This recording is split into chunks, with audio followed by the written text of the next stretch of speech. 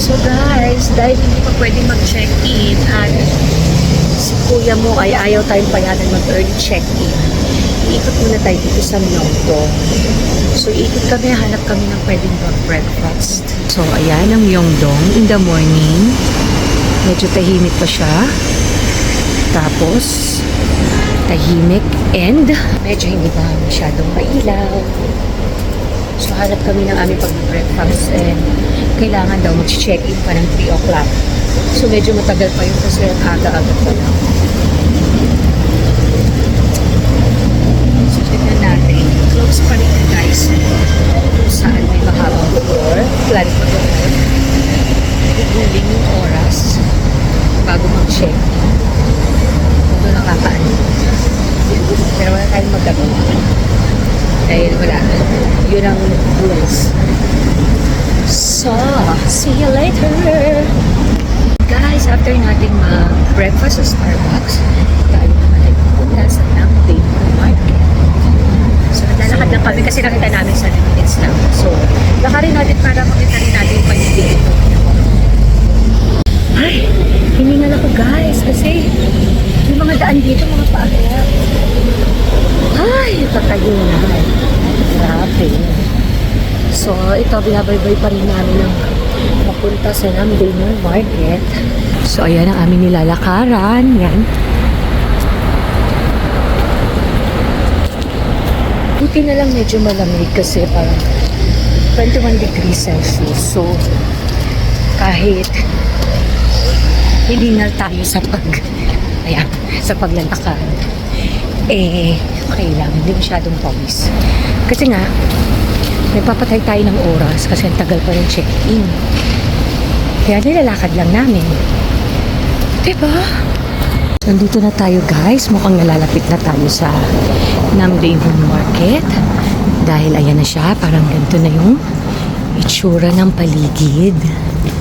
So sana makita namin. Wow! Chimken! Okay, babalik tayo kasi naligaw tayo. Pero gano'n naman talaga pag first time. Diba? Naliligaw. Walang exception. Guys, ayan, diba? Paakit na naman. May palaya nila, ang palaya yun. Guys, tignan nyo yung ano rito, ang palaya. Ibang palaya itsura nila kaysa sa atin. So, ayan guys, diba? Pataas ang ating lalakarin. So, buti na lang hindi ganun kainit. Ayun, hindi ganun kainit. Although maaraw, pero hindi pa rin ganun pagpapawisan ka sa tagal na ng nilalakad namin mula sa Myeongdong. Hindi pa naman ako pinagpapawisan, hinihingal lang. Pero pataas. Kaya pala yung mga tao dito payat. Ganito nilalakad mo araw-araw. Kahit di ka na mag-exercise. Carry. Yes, after so many pagkalig-crowd, nandito na tayo sa Namdae Market. So ito, daming pagbibilhan. Red bean, nila. Masarap. Parang kang kumakain ng buchi na malaki. Mainit pa. 2,000 lang. Top? Okay ka. So, nakain na natin yung ating red bean paste. Parang buchi. Matamis. So, dapat maalat naman yung susunod natin kainin para magbalanse. So, maglalakad pa rin. Iikutin pa rin namin itong Namdae Market to check kung ano pang meron. Ito habang nagpapatay tayo ng oras. So, ito ang mga another street food dito sa Namdae Market. Mga fish cake, tteokbokki, yan o. Hindi yung mga price nila. 3,000, 5,000, 1,500, yan.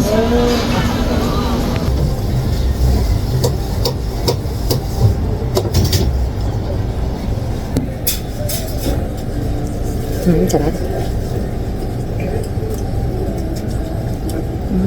Sarap. Round biscuit. With hot sabaw.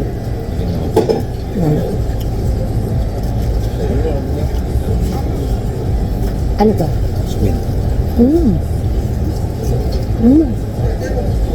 Ang ano lahat? Masarap? Masarap. It's so good. So, ayan na po. Ang init na. Mainit na kasi tanghali na. So, babalik na tayo dun sa Myeongdong Station kasi lalakarin naman natin papuntang Namsan Tower. Ganda naman, nasa city ka pero ang daming puno. O, diba? Kaya malamig. Char. Dahil sa puno, kaya malamig. Ang cute naman ng building na to. Diba? Ang cute ng mga building nila. Nung design, nung drawing. Ito, naglalakad-lakad pa rin tayo dito sa kahabaan ng... Saan ba to? After ng Namdaemun, babalik kami sa Myeongdong kasi nga, punta kaming Namsan Tower. Oh, magda-daiso muna kaya ako. Tignan ko kung anong ma-feel ko. Ayun na yung Namsan Tower, guys. So, dyan na kami pupunta. Lalakarin lang namin yan. So, dito tayo, guys. Aakyat papuntang cable ng Namsan Tower. So, ayun siya. So, another, ano na naman tayo, guys. Exercise. Siguro nakakarami na ako thousands na ng steps. Pero ganun talaga. Travel. Sakit katawan later. So ayan, nandito tayo sa elevator papunta dun sa taas. Kasi tayo pwedeng mag-cable papunta sa Namsan Tower.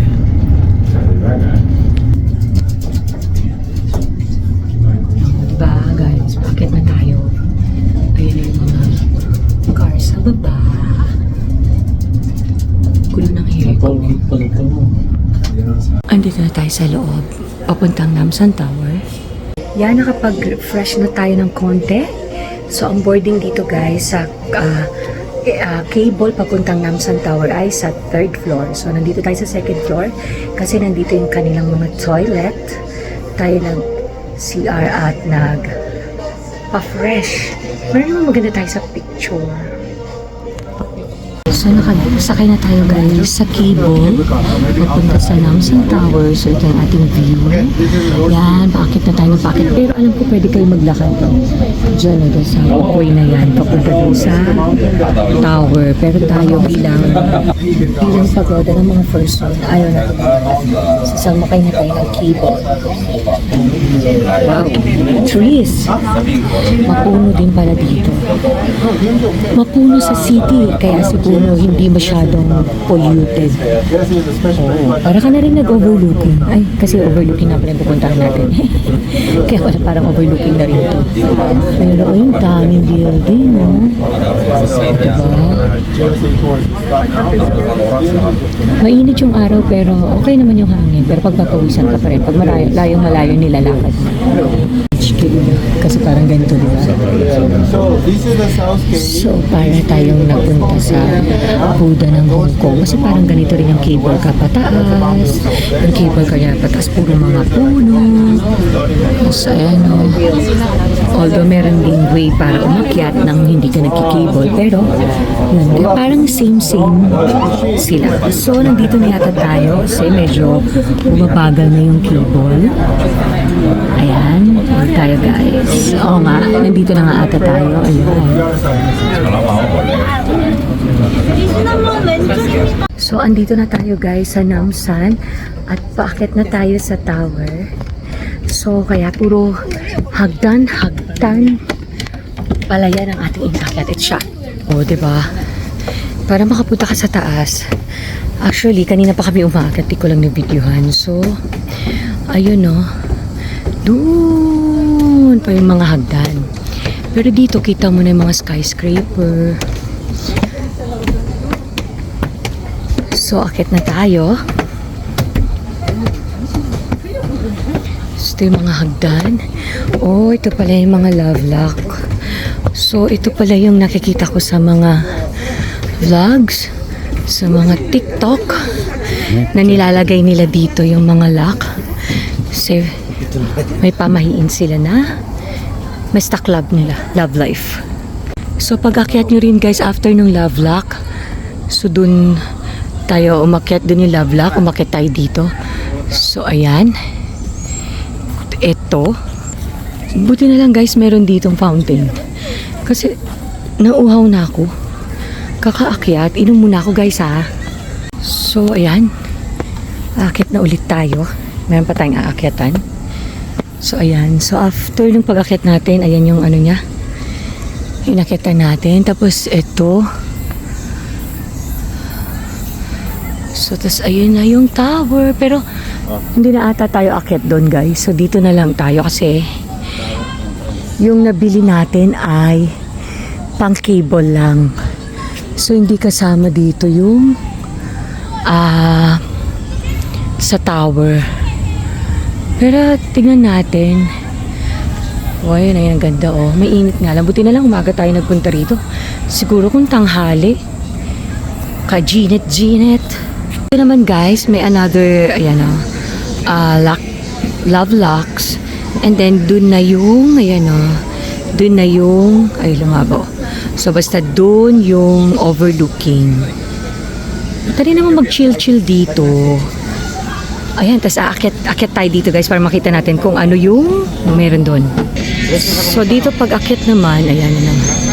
May tower at meron yan. Wow, ito ang scene view. Ito sa Namsan Tower overlooking buildings and then meron dyan bundok. Ganda. Lock. Ito mo may mga cellphone case. Yung iba yun ay nilalagay nila dito. Wala siguro silang pambili ng lock. Joke. So, ayan, nakababa na tayo dun sa elevator. Natapos na tayo dun sa cable, di ba? So, tas after dun sa cable, sa place na yun, bababa pa. Yan nga, ayan nga. Ayan. So, natapos na tayo dyan. Nandito na ulit tayo. Naglalakad na tayo dito sa kalye. Kahabaan ng kalye. Kalye ba? O, basta yun. Naglalakad din tayo kasi pupunta naman tayo. Plan namin pupunta ng Daiso. Maghanap ako ng plancha. Hindi plancha sa poka. Plancha sa damit kasi puro lukot-lukot yung dinala kong damit. Parang walang plancha dun sa pag-i-stayan natin. So, titingin ako. Ayun ang mga kung ano-ano pang pwede natin mabili sa Daiso.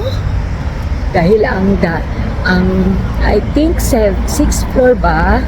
Oo yata, basta ang dami-dami ng floor. So sigurado maraming makikita. Nandito na tayo sa Daiso. Akyatin natin yan. Tignan natin kung anong meron dito. Daming candy. Ano yan? Mag-request ang mga sweet tooth. Guys, nandito na tayo sa Myeongdong Street na dati nakikita ko lang sa vlog. Pero umaga pa kasi so wala pa yung mga shadow yung mga street food. Mamaya babalik tayo dito pagka dumiling na. Excited to explore. Mag-explore tayo later. Cute naman ang Pop Mart na to. Oh, ganda. First lunch in Korea. Bibimbap, soup, and side dish. Yan.